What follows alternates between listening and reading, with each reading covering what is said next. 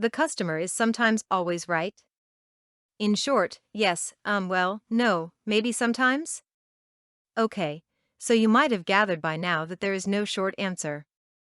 Anybody who truly believes that the customer is always right hasn't really given this policy much thought. When was the last time someone came into your business, or called on the phone, or better yet emailed you with a throbbing case of the nasties? Our business is located just outside of the city with a bus stop in front. We also own several niche market websites. Do you suppose we get our share of interesting characters? Somehow, this philosophy/policy of the customer is always right has been branded into the consumer's psyche and repeatedly shoved in the face of business owners, managers, and employees. Having worked in law enforcement for several years, we're taught by our instructors and leaders to consider the spirit of the law versus the letter of the law. These considerations dictate whether or not the cop is going to give you a ticket for going 5 miles over the speed limit. If we're to follow the letter of the law, we're going to go by the book each and every time without exception. It's the spirit that allows us discretion to listen to a creative story of how your lover caught you with your spouse again and thank God you're here to protect me, officer, and that's why I was speeding. I was trying to get away.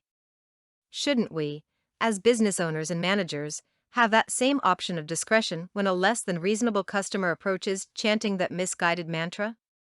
Now, of course, this is not to say that we should not recognize our positions as authority figures and practice a higher degree of professionalism, diplomacy, and tact, all of which are vital to your business.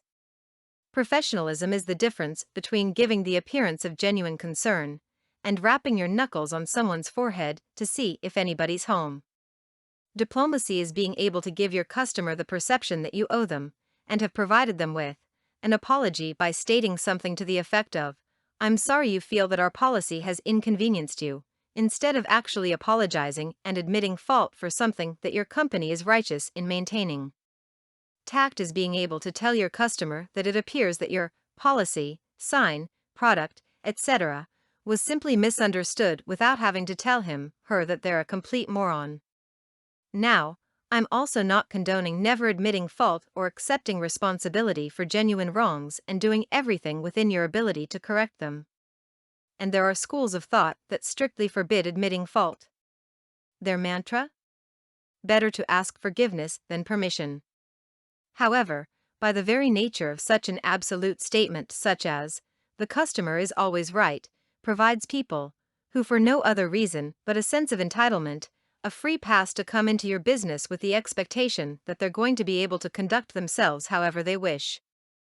This includes treating you and/or your employees with utter disrespect and rudeness.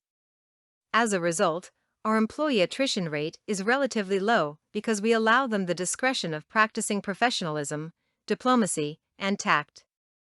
Fortunately, most of our clientele allow us the opportunity to provide them with genuine friendly service and resolve any issues with a mutually beneficial outcome. Unfortunately, every once in a while, you come across a customer who, no matter what extraordinary efforts you deploy to appease, is simply unreasonable.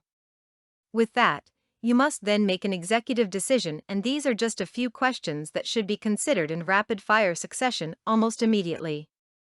Is this customer worth keeping? How adversely will kicking him in the pants affect my business? Am I able to resolve this issue with little impact on my business or bank account? Am I going to diminish my employees' sense of empowerment and/or sense of dignity by overturning their reasonable decision? I'm sure there are other considerations that you're likely to make, but these are the very minimum. Incidentally, the person responsible for us having to endure the phrase, "The customer is always right," was a gentleman by the name of H. Gordon Selfridge. For more content like this, please visit learnforfree.biz. Content produced and distributed by AllSuperInfo. All rights reserved. Discover the proven formula for automated sales and success that you can apply to your business in under 30 minutes. Reserve your seat at allsuper.info/webinar.